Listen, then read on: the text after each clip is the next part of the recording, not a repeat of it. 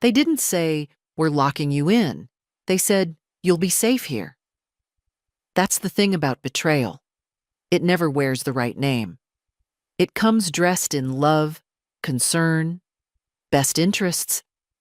I didn't scream when they took my keys. I didn't beg when they emptied my handbag and left my phone on the hallway table. I just stood there, in the lobby of Rose Hill Care, trying to understand what had just happened. My son, Thomas, kissed my cheek and said, "It's temporary, Mom. Just until we make sure you're okay." Then he walked out. I waited. 10 minutes, 15, 25. Then I turned to the woman behind the desk, young, red lipstick, nursing badge that said Sandra, and asked when I'd be allowed to leave. She looked puzzled. "You're checked in, Mrs. Leland. You're a full resident." "I didn't sign anything," I said, even though my voice was trembling. Sandra gave me a patient smile. "Your son did. He has power of attorney." I didn't cry. Not then. They brought me to room 213. I remember because the door was chipped and the handle stuck. The bed was made too tightly, the kind of tight that hospitals favor. The closet was half empty, my clothes, but not all of them. A single framed picture of my late husband sat on the windowsill, a detail to make it feel like home. Except this wasn't home. Home was 117 Derry Lane, the pale yellow bungalow with the creaky porch swing and the hydrangeas I've trimmed every summer since 1984. Home was my kitchen chair, second from the end, with the worn cushion. Home was the house I'd bought with Harold, paid off with grocery store budgets and broken wrists from waitressing through my 50s. Home was gone. Just like that. That night, I didn't sleep. Every 30 minutes, someone shuffled past my door. I didn't know their names. I didn't want to. I wasn't staying. This was a mistake. A misunderstanding. The next morning, I asked the nurse when I could speak to someone in charge. She said, "The administrator's only in on Wednesdays." It was Monday. I said I'd like to call my son. She looked at her chart and said, "No phone privileges listed under your care plan." My care plan. I wanted to laugh or scream, but I just sat on the edge of the bed and folded my hands. When you've raised a man who can smile while putting his own mother in a nursing home, you learn real quick that noise won't get you anywhere. 3 days passed. No calls. No visits. Sandra brought me a blue cardigan from my old house, said Thomas had cleared out the closet, and sent over what he didn't want to throw out. Throw out? I opened the bag. One dress, a scarf, and my winter coat, the one with the pocket that never zipped. That coat was older than his marriage. "You're lucky," one of the women said to me in the dining room. Her name was Hilda. She was 90 and half blind. "At least your family visited. Mine left me here 5 years ago and moved to Arizona." I didn't feel lucky. I felt invisible. They served mushy peas and chicken that tasted like cardboard. I didn't complain. Hilda said if you complained, they wrote you up for mood disturbance and made you see the therapist who smelled like cough drops and sadness. I didn't want therapy. I wanted my name back, my keys, my kitchen window with the chipped bird feeder. When I asked again about the phone, Sandra said, "You can use the staff one in emergencies." So I did. I dialed my son, straight to voicemail. Then I dialed my old neighbor, Ginny. She didn't answer either. I wasn't even sure she still lived next door. I left a message anyway. That night, I took the winter coat and hung it on the back of the chair. The pocket sagged a little. I slipped my hand inside, absently, like I'd done 1,000 times at the grocery store, feeling for receipts or old wrappers. But this time, I felt paper. Thick, glossy. folded once. I pulled it out. A lottery ticket. I stared at it like it had come from someone else's life. Powerball. The numbers were filled in, black ink. The purchase date? 1 week ago. The same day Thomas brought me here. I turned it over. No scribbles, no barcode scratches. Still intact. For a long moment, I just stared at it. Then I smiled. For the first time since walking into this place. Because in that moment, I wasn't a helpless old woman. I was someone holding a secret. And maybe, just maybe, that secret would change everything. You don't really notice how loud a place is until you're no longer welcome to silence. Nursing homes aren't quiet. They're just filled with sounds that nobody responds to. Coughs behind thin doors, television static, slow footsteps, someone calling out a name that never comes. I kept the ticket in my coat pocket for 3 days. Didn't tell a soul. Not even Hilda. I didn't know yet if it was real, but something about just having it lit something up inside me. I'd been cold for so long, I forgot what warmth felt like. On Thursday, I asked Sandra again, "Can I use the phone?" "Emergency only," she said, without looking up from her clipboard. "My furnace could be on fire," I replied. She blinked. "You don't live in that house anymore, Mrs. Leland." But I did. In my head. Every night before sleep, I'd walk through it, room by room, in memory. The front door with the scratch from Harold's toolbox. The kitchen tile we never fixed. The spot near the stairs where my hip used to crack going down. "You don't live in that house anymore." That sentence stuck to me all day like something sour. At dinner, the peas were cold. I ate them anyway. Hilda sat across from me, mumbling about some bridge club she used to run in 62. "You've got quiet eyes," she said suddenly, pointing her fork at me. I glanced up. "What does that mean?" "Means you know more than you say." I didn't answer. She was right. I waited until the night nurse came on duty. A younger one, barely out of high school, always tapping at her phone. She liked me because I didn't call out at night or ask for pills. When she passed by my room at 10:45, I stood in the hallway, arms folded like I'd been waiting hours. "Sorry to bother," I said. "I think I left my hearing aid battery in my old coat, the big gray one. Might be in the laundry. Could I—" She waved me toward the front desk. "Sure, just be quick. Don't let the alarm go off when you open the door." No security cameras, no locked drawers, just an old phone with a scratchy dial tone. I looked up the numbers manually. First, the lottery website. The winning draw had already been posted. I checked the date. Saturday. My ticket matched all 6 numbers. I blinked hard, as if I'd read it wrong. I did it again. Matched. $62 million. Jackpot. Unclaimed. I didn't smile. Not right away. I just stood there holding the phone while the night nurse scrolled through her texts a few feet away, completely unaware that 10 inches of paper in my coat pocket had just changed the entire balance of the world. I walked back to my room slowly, like I was carrying something fragile. And I was. I barely slept. My mind was turning so fast it felt like it might come loose. What could I do with that kind of money? I couldn't drive. Didn't have my bank account.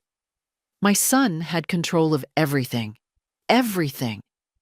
And yet, for the first time in months, I wasn't afraid. I wasn't nothing. I was holding a secret so large it could swallow this whole building and spit it out as dust. The next morning, Sandra handed me a schedule for group bingo and a craft session. I looked her in the eye and said, "I'd like to speak to a lawyer." She laughed. "What, are you suing someone?" "No, I said. I just want to draft a letter. Well, your son handles all your paperwork. Then I want a lawyer to confirm that's still legal. She frowned. Mrs. Leland, that's not how this works. It is if you don't want to be reported for financial manipulation of a senior. She stopped smiling. I folded the schedule and slipped it into my pocket. Same pocket as the ticket. Later that day, I called my son again, straight to voicemail. So I left a message. Hi, Thomas. Just wanted to let you know I found something important in my coat. Something you might be interested in. Call me. I didn't say anything else. Let him wonder. That night, I sat with Hilda again. She was telling me about her fourth husband. I wasn't listening. I was thinking about names. Fake names. Trust accounts. Private lawyers. Offshore accounts. Anything I'd ever heard in movies about rich people protecting their wealth from the undeserving. I wasn't rich yet. Not officially. But I wasn't helpless anymore. And that made all the difference. He finally called back. It was Sunday morning, just after the staff rolled in the breakfast trays. Cold oatmeal, soggy toast. I didn't touch it.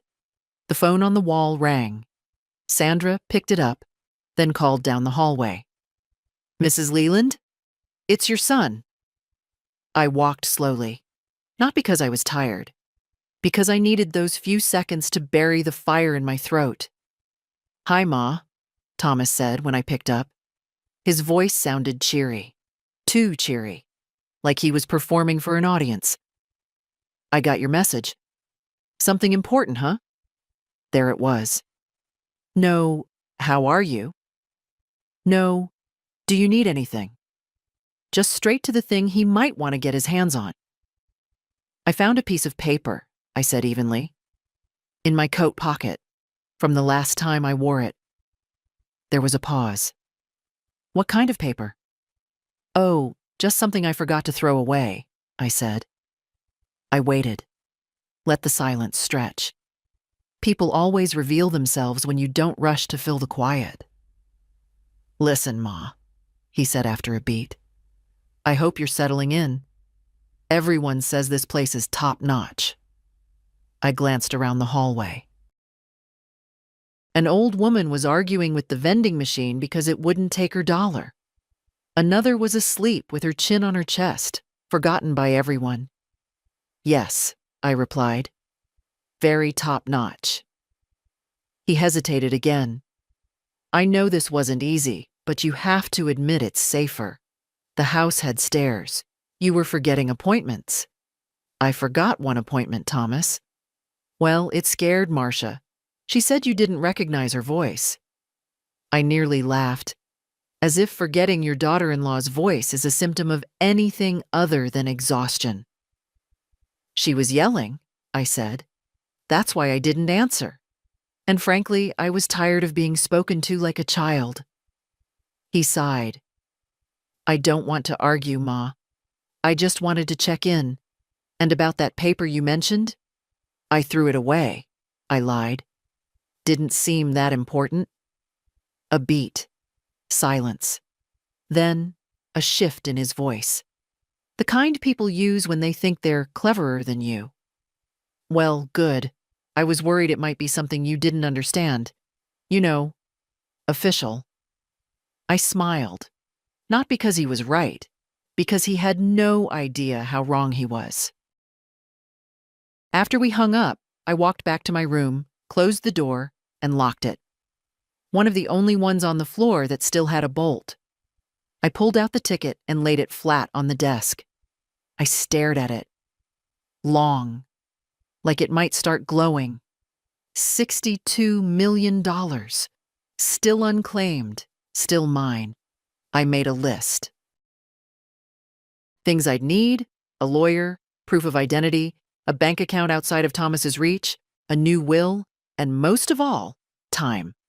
Time to move slowly, quietly, like someone planning an escape. That afternoon, I skipped bingo. Sandra gave me a look. You okay? Just tired, I replied. In truth, I was never more awake.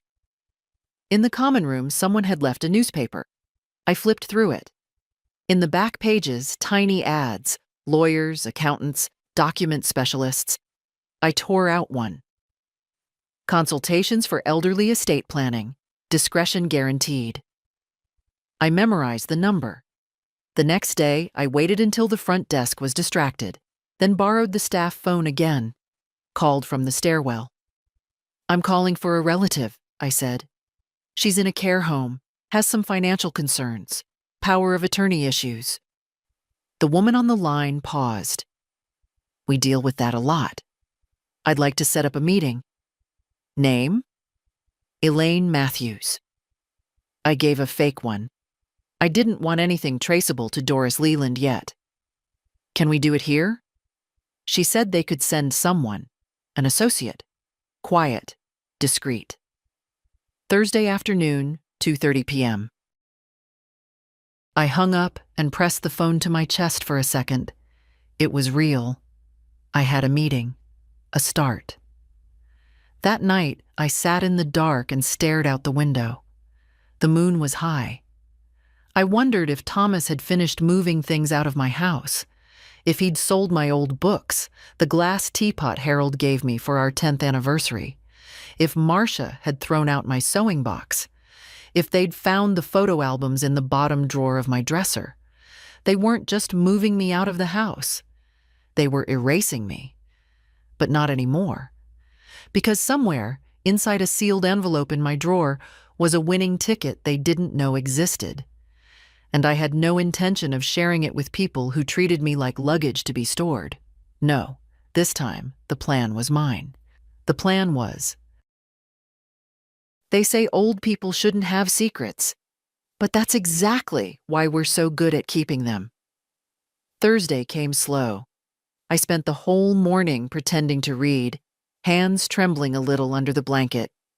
At lunch, Hilda asked why I kept looking at the clock. Hot date? She joked.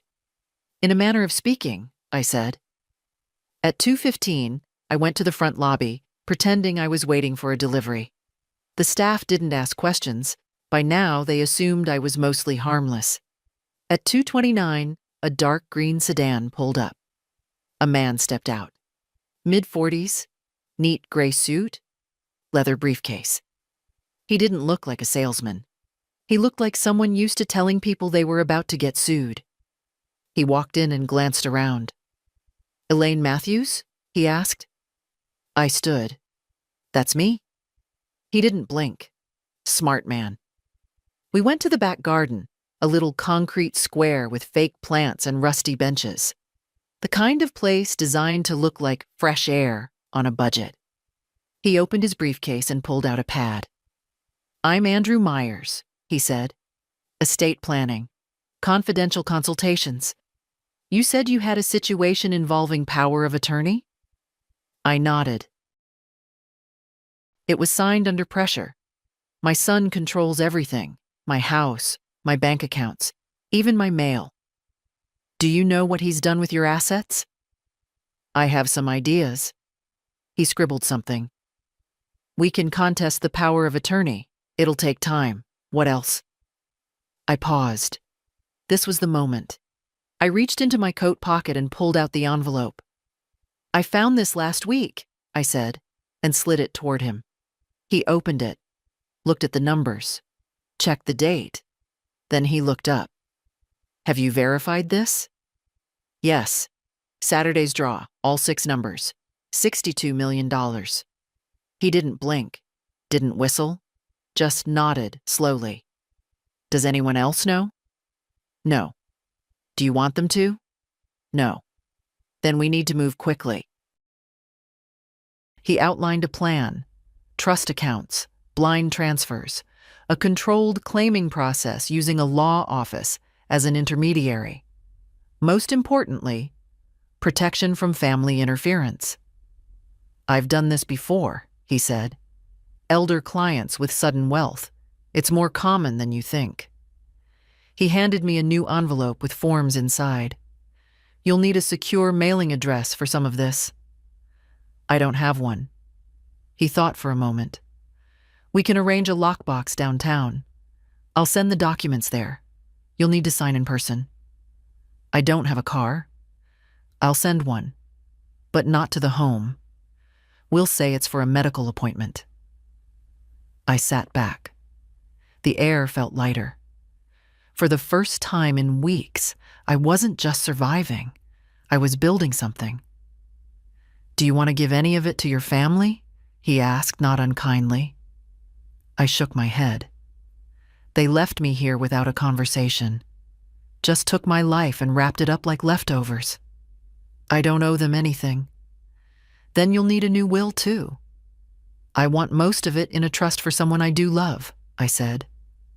My granddaughter. Name? Rosie Leland. She's 21, in college.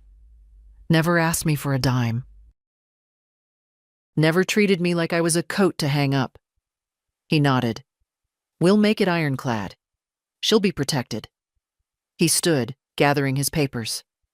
I'll be in touch in 72 hours. In the meantime, don't tell anyone. And don't try to claim the ticket on your own. Too risky. I'm old, not stupid. He smiled for the first time. That's what I figured. When he left, I stayed on the bench another 10 minutes. I needed the wind, even if it smelled like bleach and asphalt. That night, I wrote in my notebook, the one they don't check.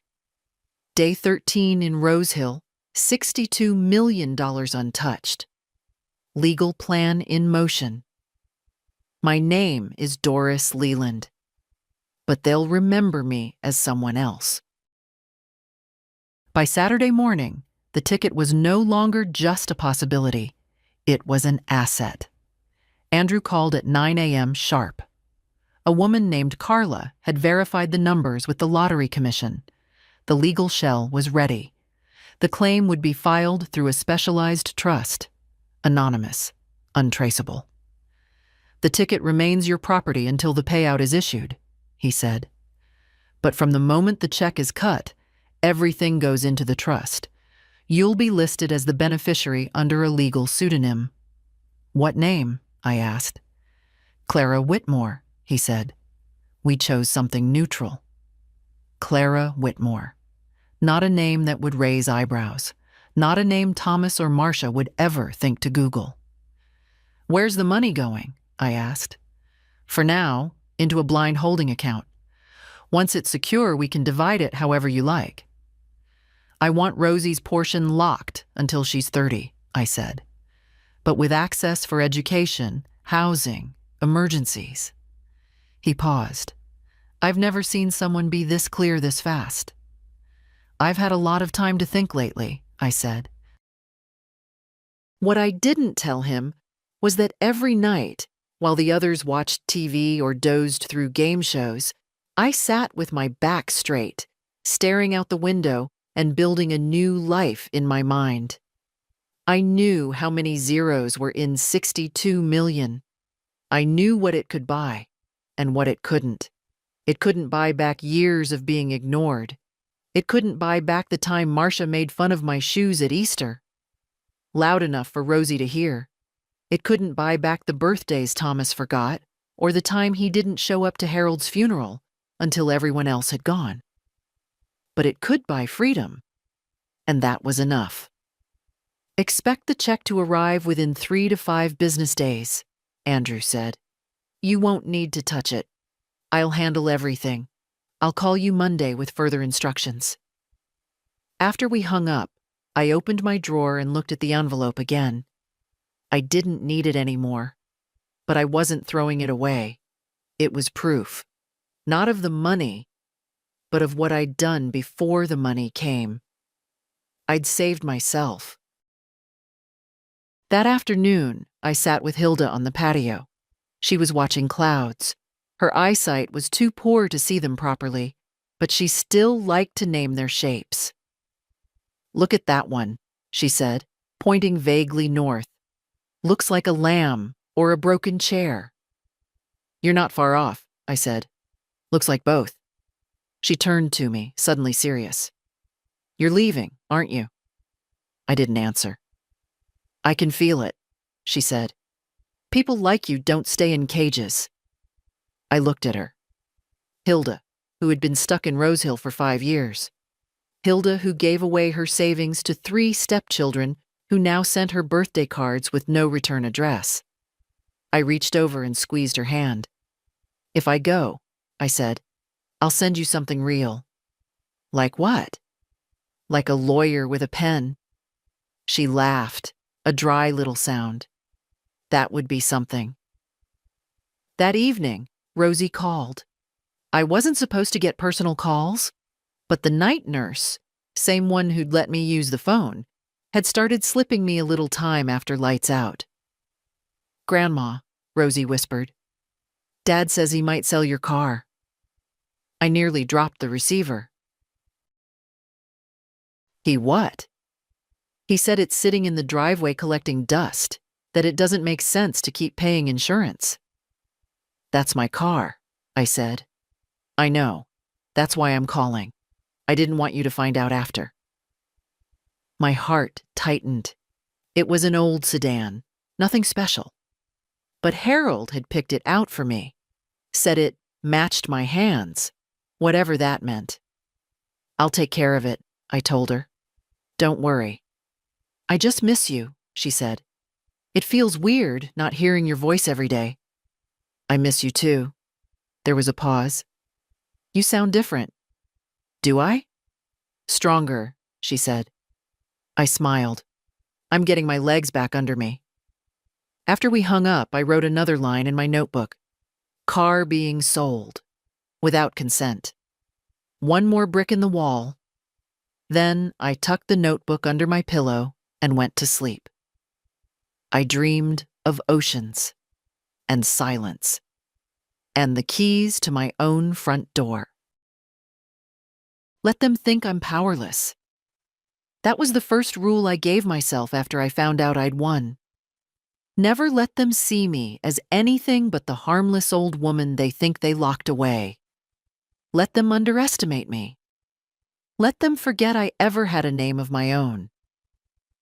Because while they were out there redecorating my life, I was building something much quieter and infinitely more dangerous. It's not hard to become invisible in a place like Rosehill. You just have to stop reacting.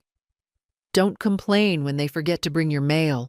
Don't flinch when someone takes your seat in the dining hall. Don't raise your voice when Sandra gives your lunch tray to the wrong person. Again, just smile. Be agreeable. They stop looking at you after a while. You become part of the furniture, a coat rack with good posture. And from there, you can see everything. I learned more in 3 days of silence than I ever had in 79 years of conversation. Who steals from the supply closet? Who drinks in the laundry room?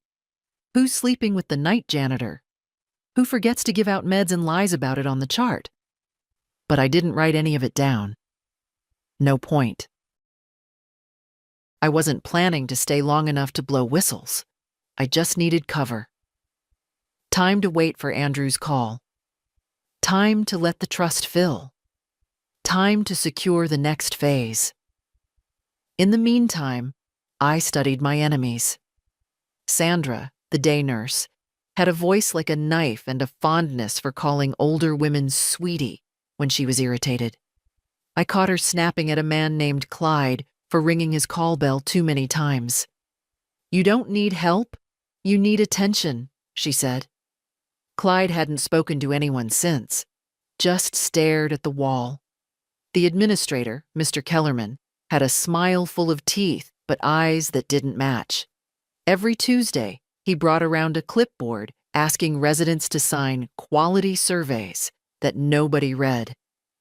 I asked him once what happened to the old library room. Budget cuts, he said. 2 weeks later, I saw his name on the list of donors for the new tennis court they were building for the staff. The game here wasn't healing, it was containment, and I was done being contained. That Friday, Thomas finally showed up. I saw his car, my old Camry, in the lot.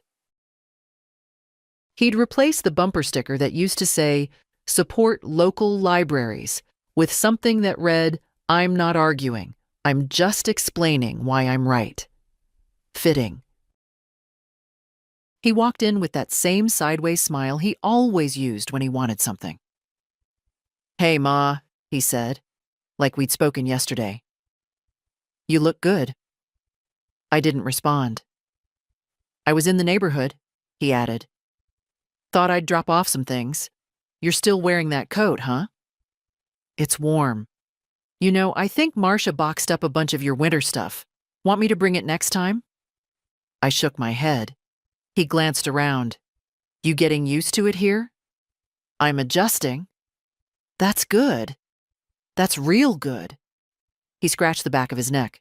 Nervous tick. "You know," he said slowly, "I've been thinking, once the estate stuff clears up, maybe we could get that house listed. Prices are high right now. Could be smart." "My house?" "Well," he shrugged, "it's not like you're using it. I built that house with your father." "Sure, but come on, Ma. It's just sitting there. And the taxes. I paid those taxes for 40 years. There was a pause. His face shifted. I saw the real Thomas flicker through, the one who hated being challenged. "I'm just trying to be practical," he said. I stood. "Thank you for visiting," I said. "But I'm tired now." "Wait, Ma. Don't be like that." I said I'm tired. He stood awkwardly for a second, then leaned in for a hug I didn't return. As he turned to leave, I said, "Oh, one more thing." He stopped. I found something in my coat pocket. I watched the color drain from his face.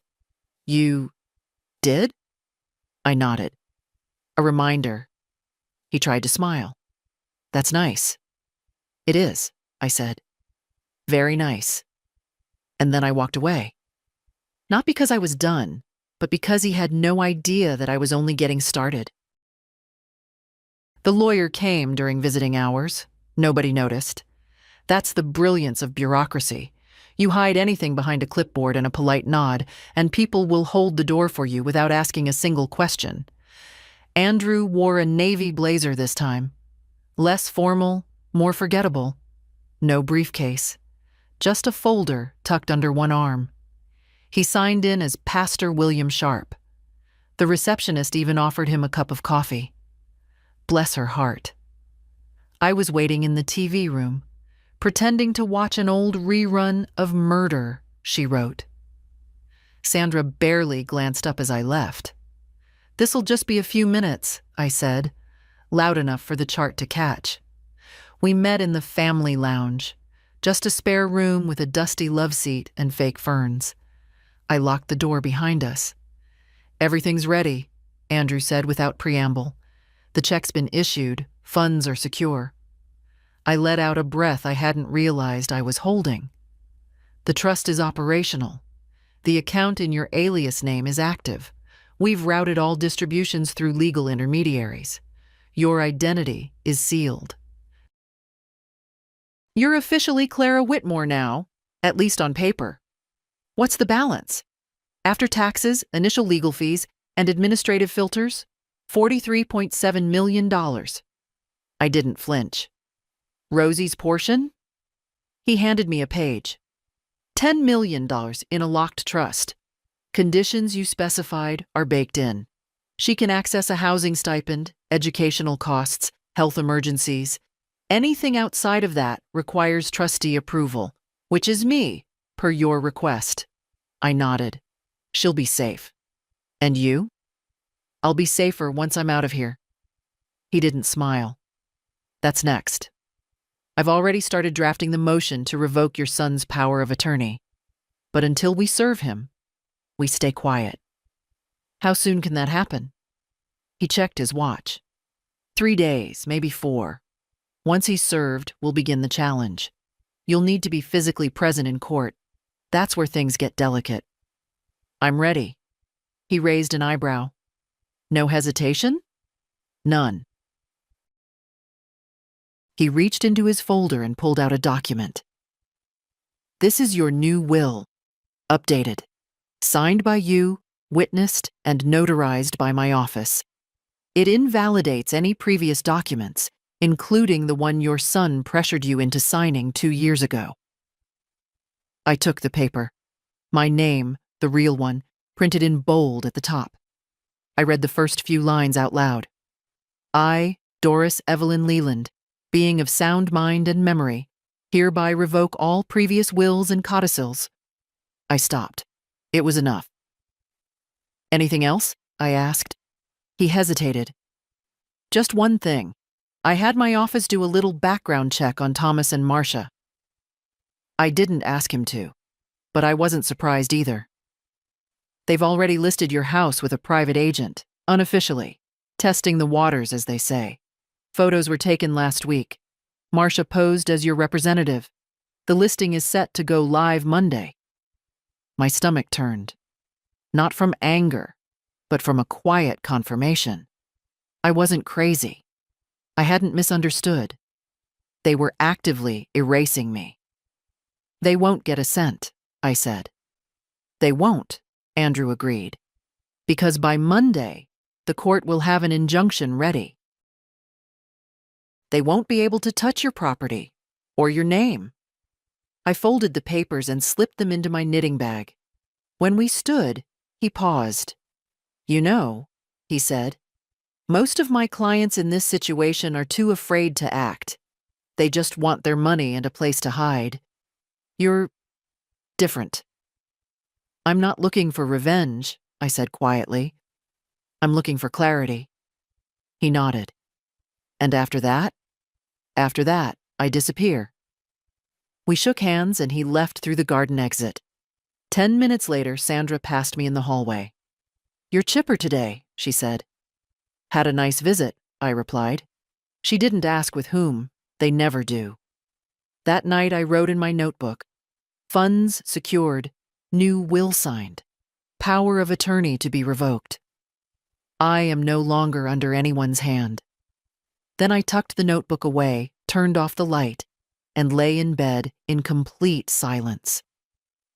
For the first time in years, the quiet didn't feel like loneliness. It felt like control. They put Lillian in room 107 because she didn't complain when the heating failed. The others had been transferred to warmer rooms, but Lillian, who could quote entire pages of poetry from memory, simply said, "My breath fogs up the glass. That's enough warmth for me." She was 84, sharp as a razor and dry as salt, a former librarian with a spine straighter than most of the staff. When she spoke, she did it like books had taught her, clearly, without wasted words. I liked her immediately. She'd been at Rose Hill longer than most. 4 years, maybe 5. She didn't attend group sessions, didn't do crafts, never signed up for karaoke, even when Sandra begged. They never ask themselves why the old stop singing, she told me once. They just keep handing out microphones. We started having tea together in the rec room. She brought her own bags. The ones they serve here taste like boiled socks, she said. I didn't argue. I told her my real name on the second afternoon we sat together. Everyone here calls me Doris, I said. But outside this place, my name is Clara Whitmore. She blinked once, then said, fascinating. I told her about the lawyer, the trust, the ticket. I didn't know why. I'd kept the secret from everyone else, even Rosie. But something about Lillian made me believe she'd carry the weight of it with me, not for me. When I finished, she didn't ask for details. Instead, she poured more tea. How does it feel? She asked. Like I'm holding a loaded weapon in a room full of people who think I'm harmless. She smiled. Good. Stay that way. From then on, we met every afternoon at 3. I'd bring the crossword. She'd bring her tea. We didn't always talk about the money. Sometimes we talked about her daughter, who hadn't called in 18 months. Sometimes we sat in silence, listening to the radio from the common room next door. One day, she said, "You know what they don't understand about us?" "What?" "We've had lives. Real ones. People think we were born old, that we existed just to give birth to them, lend them money, and disappear quietly into padded furniture. But we remember everything." I nodded. She looked at me. "So, when do you leave?" "Soon," I said. "The legal challenge goes through next week. After that, I disappear. New identity. New place." She tapped her teacup. "You'll send me a postcard?" "I'll send you a lawyer." She grinned. "That's better." That Friday, Sandra caught me humming in the hallway. "You're in a mood," she said suspiciously. "I remembered something nice," I replied. "Well, hold on to it. We've got a group inspection coming. Kellerman wants everyone smiley." "I'll give them a smile," I said. "Right after they fix the heating in room 107. She rolled her eyes. "Lillian doesn't mind." "She shouldn't have to." I walked away before she could reply. That night, Lillian and I played a secret game. "What would you do if they gave you the keys?"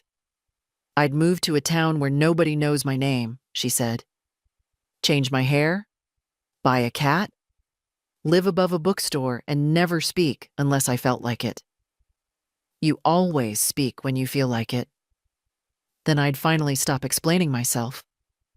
She looked at me. "And you?" "I'd buy a little house near the water," I said. "Make tea in the mornings. Eat what I want. Sleep when I want, and I'd never, ever ask for permission again." Lillian raised her teacup. "To the day no one asks where you're going." We clinked mugs. That was the last night I saw her.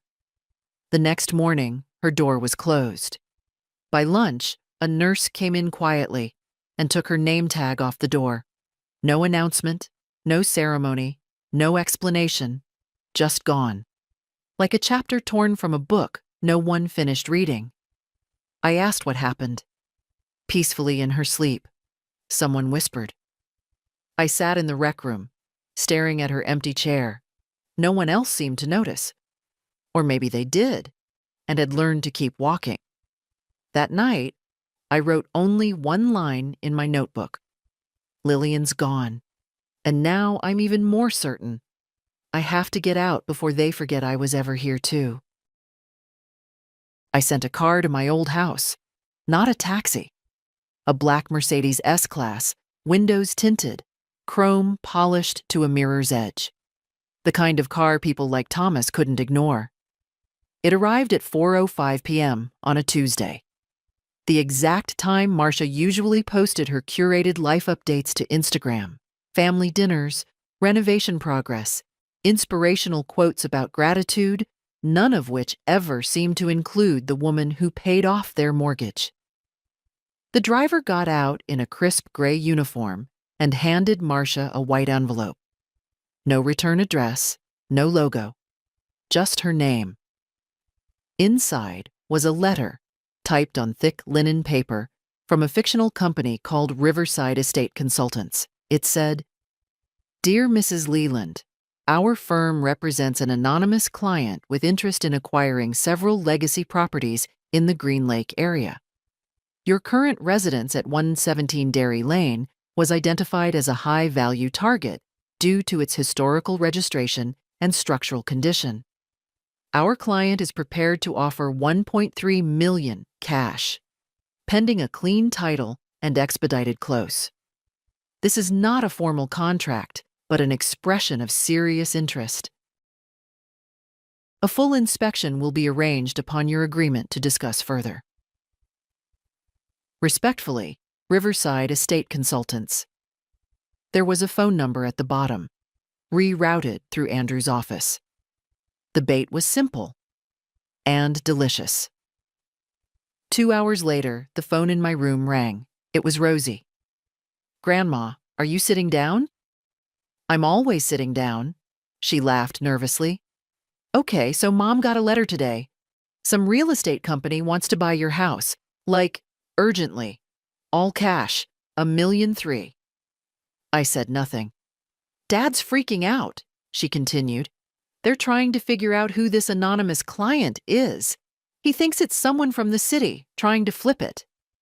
I still said nothing. You don't seem surprised. I'm not, I said finally. People value things differently when they think they can profit. There was a pause. I heard her draw breath. Did you do this? I smiled. Let's just say, some people need a reminder that not everything is theirs just because they're standing on it. That night, Thomas called. He left a message. I played it 3 times. Hey, Ma. I know we've had our differences lately, and I think it'd be good to talk. Maybe clear the air. I know you're probably upset about the house stuff, but maybe we can figure something out. Call me, okay? He sounded uncertain, hesitant. Good. For the first time since Harold died, my son was learning what it felt like to be on the outside of something important. I didn't call back. Instead, I asked the nurse to help me print out a letter. Do you have a printer? I asked sweetly. Sure, she said. What do you need? Just a quick personal document. For a birthday. She didn't question it. I typed slowly, deliberately. To whom it may concern, I, Doris Evelyn Leland, am of sound mind and not under duress. I have not authorized the sale of 117 Dairy Lane to any party. Any representations made by third parties acting on my behalf are false and subject to legal dispute. All inquiries regarding this property must be directed to my legal representative. Signed, DEL. I folded it, placed it in an envelope, addressed it to the fictional Riverside estate consultants. Then I slipped it into my drawer, where I kept the real documents, the ones that mattered. This one was just theater. But sometimes, theater is the only way to make the audience finally pay attention. The next morning, Rosie called again. Dad's losing his mind, she whispered. He keeps saying something doesn't add up. I didn't respond. Grandma? Yes, dear. Are you angry? I thought for a moment. No, I said. I'm awake. They came crawling. It was a Friday afternoon, just after lunch, when Sandra appeared at my door with a smile she couldn't quite keep straight. You've got visitors, she said, with that tone people use when they're pretending to be happy for you. Thomas and Marcia stood in the hallway like royalty, forced to walk through the servants' wing. Thomas had a blazer on, one he never wore unless something needed presenting. Marcia wore heels and a smile so wide I knew she'd practiced it in the car. Mom, he said, stepping forward like we'd spoken yesterday. Look at you. You look great. Do I? Of course you do, Marcia chimed in. So elegant. I love that scarf. It wasn't a scarf. It was the top of an old sweater I'd cut to hide a bleach stain. But sure. Let her perform. They sat across from me in the visitors' lounge. Someone had set out those stale butter cookies no one ever eats. Thomas crossed his legs, cleared his throat. I just want to start by saying we've been thinking about you a lot. I nodded. We realize we maybe moved too fast. You know, with the house. And the transition here. Transition. As if being locked in a nursing home was the natural next phase after buying 2 cans of soup in the wrong aisle. Marcia leaned in. We just want what's best for you. You've made that very clear, I said. They exchanged glances. Thomas tried again. Look, about that letter, the one about the house. You didn't mention anything about wanting to sell. Because I don't. Right, he said quickly. That's fine. Totally fine. We're just trying to understand who might have. I didn't ask for it, I said. But I wasn't surprised. Marcia shifted in her seat. Still, it's not a great time to keep it empty. The market's unpredictable and I'm not dead, I said. They both froze. Marcia tried to laugh. Oh gosh, of course not. I'm not dead, I repeated. And this is still my life. There was a long silence. Thomas finally said, "No one's saying otherwise. But you acted otherwise. When you emptied my closets, when you cut off my bank access, when you signed my name to things I never read, when you sold the piano." That last part landed. I saw it. He hadn't expected me to know about the piano. I leaned forward, voice steady. You thought I'd go quietly. You thought I'd be grateful. You thought a tidy room and a bowl of soft peas was all I needed. Thomas opened his mouth, closed it again. Marcia smoothed her dress. We didn't mean to hurt you. Of course not, I said. You were too busy helping yourselves. She flinched. Thomas stood. Okay, Mom. We don't have to do this right now. We just came to say hi. To check on you. Maybe bring some things from the house if you want. Bring the car, I said. He blinked. My car. The one you said you were thinking of selling. Bring it back. It's in use. We needed it. It's registered to me. He tried to smile. Technically, yes. Then technically, it's theft. Marcia stood too. Maybe this was a mistake. I looked up at her. Not on my part. They left 10 minutes later, rattled, but trying not to show it. Sandra watched them walk past the front desk, all polite nods and tight smiles. Then she turned to me. Family visits always so cheerful? Only when they're trying to hide something, I said. That evening, I sat by the window and watched the wind move through the trees like it had something urgent to say. I didn't move, didn't smile, didn't feel victorious. Just ready. One more thread had been pulled. The unraveling had begun. He came alone the next time. No Marcia. No pretense. Just Thomas, holding a paper bag with something warm inside and a look on his face like he was walking into a courtroom, not a care facility. Brought you your favorite, he said, lifting the bag. Liver and onions from that diner you like. I let him place it on the table. Didn't touch it. He sat across from me again. This time, no blazer. Just that green pullover he used to wear in college, the one that made his eyes look softer than they really were. I've been thinking about what you said, he began. I said nothing. You're right. About a lot of things. About the house. The way we handled things. I raised an eyebrow. Handled. He nodded slowly. We didn't mean to shut you out. We just panicked, I guess. After the doctor said there were memory issues and that thing with the stove. I didn't forget the stove, I said. The knob was broken, and the memory issues were fatigue from grief. He looked down. We made decisions we thought were smart. No, I said. You made decisions that were convenient. For you. He swallowed. I guess that's fair. We sat in silence for a long moment. He shifted in his seat, hands clasped between his knees like a schoolboy waiting to be punished. Mom, he said, what did you mean when you said you found something in your coat? Ah, there it was. I waited. Let the question float in the air like a feather he hoped would land softly. I mean exactly what I said, I replied. You found something important? I met his eyes. For once, I didn't blink. I found a reminder that what's mine is still mine, that I haven't disappeared, that I still have a name and choices. And teeth. He gave a nervous laugh. Teeth? Metaphorical, I said. He nodded. Okay.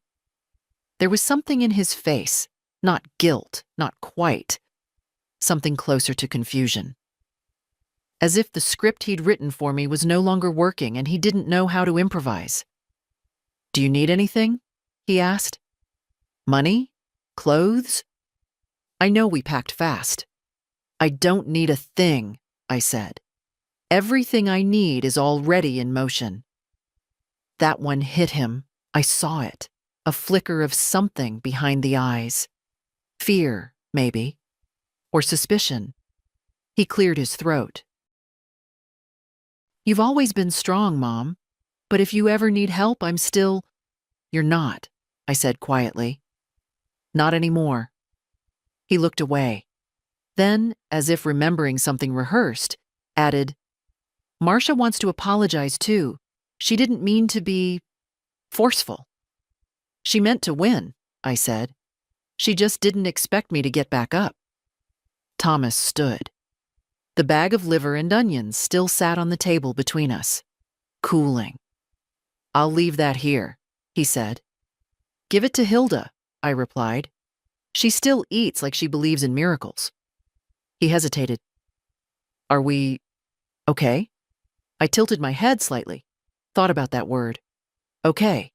It's what people say when they want to skip the consequences. No, I said. But we're honest now. That's a start. He nodded. Didn't argue. Just walked to the door, pausing with his hand on the frame. You've changed. No, I said. You just never looked closely. Then he left. That night, I didn't write in the notebook. I didn't need to. Some truths are loud enough to echo without being recorded. They cleared out Lillian's room in under an hour. No ceremony, no staff gathering. Just 2 aides, a rolling bin, and a checklist. The curtains stayed open the whole time. The sun hit the bed where she'd died 2 nights before. By lunch, the room had a new name on the door. By dinner, a new woman had moved in. Her family brought a plant and a box of sugar-free cookies, and that was that. The next morning, I asked if they'd kept any of Lillian's things. The nurse shrugged. No next of kin, just a daughter somewhere in Tampa. Didn't return our call. No memorial, no mention. I waited until after dark and walked down the hall. Her door was open. New shoes under the bed. New photo frame on the dresser. A man in military uniform, smiling beside a woman I didn't recognize. The teacups were gone. The crossword dictionary. The old scarf she wore even when it was warm. Erased. I went back to my room and locked the door. Sat on the bed. Let the quiet come. And for the first time in weeks, I let myself grieve. Not just for Lillian, though her absence felt like a sudden gust in a room you thought was sealed, but for all of it. For the friends long buried. For Harold. For the version of me who used to walk into grocery stores and not be followed by someone's hand on my elbow. I thought about the money, the trust, the plans. And I realized I hadn't once asked myself what I wanted. I'd only thought about what I could fix, what I could reclaim, who I could teach a lesson to. But Lillian never wanted to teach anyone anything. She just wanted peace, her own room, her own tea, a name that meant something when she said it out loud. Was that what I wanted? Was I building a future or just dressing up the ruins? The next morning, I made a list. Things I no longer needed. Revenge. The last word. Apologies that would never come. Things I still wanted. A window I could open without permission. My own spoon. My own mug. My own key. Quiet. Not the kind that feels like abandonment, but the kind that feels like choice. I canceled the call I'd scheduled with Andrew. Postponed it a week. I needed to sit with these thoughts a little longer. Let them settle into something real. That afternoon, Sandra asked me if I wanted to join a new group activity. Painting, she said. Therapeutic. No, I replied. Still not your thing? I'm choosing what is. She gave me a look. Not cruel, just confused. As if the idea of an old woman choosing anything beyond pudding flavors was foreign. I didn't explain. Later, I visited the back garden, sat on the bench where I'd first met with Andrew. The leaves were starting to turn. Late season gold, a few brittle reds. The sky was quiet. I reached into my pocket and found a tea bag. Lillian's. One of the good ones. I brewed it that night. Slowly. Poured it into the thick ceramic cup they gave me when I first arrived. The one with the chip on the handle that nobody else wanted. And I drank it. Not for comfort, but for clarity. They called from the legal office on Tuesday morning. Mrs. Leland, said Carla's calm voice, the court has set a date for the hearing to revoke your son's power of attorney. Thursday next week. You'll be transported under legal escort. I thanked her and hung up. Then I sat with it. That word, escort. Like I was some delicate parcel being ferried through danger. Maybe I was. Or maybe I was just a woman who finally had something they couldn't take away. Not the money, not the house, not even her silence. That afternoon, I found Hilda in the hallway, watching the elevator like it might open on something that could change her life. Going somewhere? I asked. Only in my head, she replied. I walked with her back to her room. We didn't talk much. She was one of the few people who understood that quiet wasn't a lack of something. It was sometimes the only space you had left to think. Before I left, I pulled something from my pocket. It was a folded envelope. What's this? She asked. A name, I said. A lawyer. You don't have to use it. But if you ever feel like someone's taken too much from you, call. She looked at me for a long time, then tucked it into the drawer beside her rosary and bottle of aspirin. I didn't say goodbye. Neither of us would have liked that. Back in my room, I opened the notebook again, not to make another list. To write something down I hadn't dared admit. If I leave with bitterness, they've still won. If I leave with silence, I get to decide what it means. If I leave with peace, I take back my name. It wasn't a mantra. It wasn't a plan. It was just a truth. The next day, I asked the nurse for a staff envelope. I want to send something, I said. To who? My granddaughter. She hesitated. You can call her, you know. I want her to have this on paper. She brought the envelope. I wrote Rosie's name across the front. Inside, I put 3 things. A copy of the trust document with her name on it. A photo of me and Harold standing in front of our first house in 1963. A letter. Handwritten. 4 pages. I didn't reread it. Some words don't need editing when they come from the core. I sealed it and gave it to the nurse. Mail it today, I said. Not tomorrow, today. Okay, she replied, curious. But she didn't ask.